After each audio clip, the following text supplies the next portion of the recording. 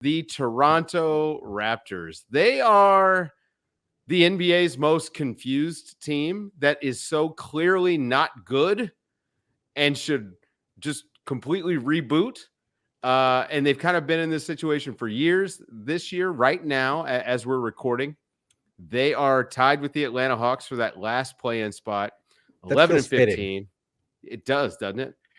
Because I think I'm going to make a similar sound about the Raptors that I did. They're Atlanta North. I mean, they're doing it completely differently, but it's like, there's some talent there, but it doesn't really fit, and they don't have enough creation, and how good is it's almost like they're a weird amalgam of Atlanta and Cleveland. In that, the biggest question for them is, what is Scotty Barnes, and do we know? I'm waiting for Mo to answer that one. Scotty Barnes is a player. Yeah.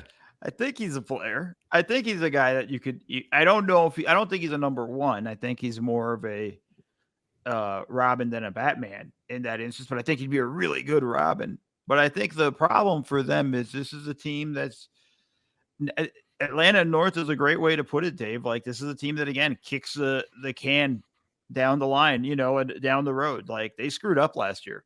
Not getting anything for Fred VanVleet, huge problem. You let him walk away for nothing in free agency. Now you're in the same position with OG Anunoby and Pascal Siakam. I don't imagine the market's as high now as it was for OG last year. I could be way wrong and watch him go for like 1 million picks tomorrow. But I think you have a lot of guys, like, you should have made some moves. You should have made those hard decisions last year. And now I just wonder if they have the stomach to make those decisions this year, and if they're going to lose guys again for nothing. I think they're in a really weird spot. Again, it's funny. A lot of these teams we're talking about, to me, my issues are more management and how they're kind of like dealing with these guys and building a roster and preparing this team sort of moving forward. And I think that's kind of the issues with Toronto. They don't want to pick a lane. Yeah. With Toronto, funny, for sure. No, it's funny with Toronto because they built the championship team by making hard. Okay, well, we have the coach of the year, but he's not good enough in the playoffs, so we're gonna move on and hire a first time coach. We're gonna take a swing on Kawhi Leonard, going into his free agent year and trade kind of a franchise icon for him. Then once they got there, it's like, okay, we're not quite good enough. Let's now trade for Marc Gasol.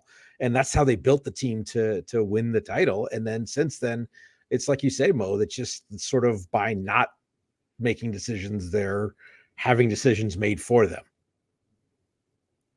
Yeah.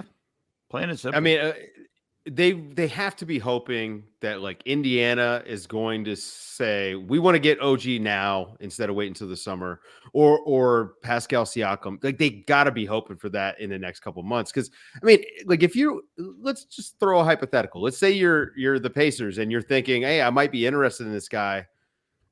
You could get him now with bird rights, and that's the good move.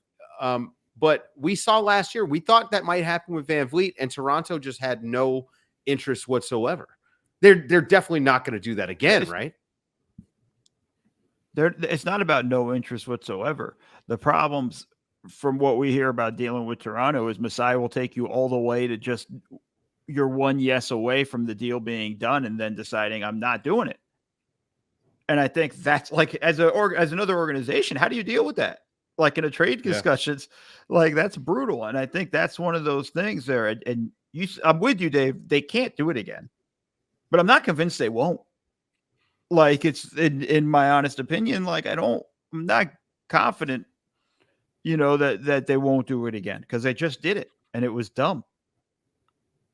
My panic meter doesn't even register all that high for the Raptors because we've been sitting here for a while. I mean, you can't actually slowly boil a frog, because slowly boiling it actually will jump out. You need to flash boil the frog, but I've been slowly boiled by the Raptors because they've just kind of been this for a while. The phrase is wrong. I'm sorry. I need to correct it before I use it.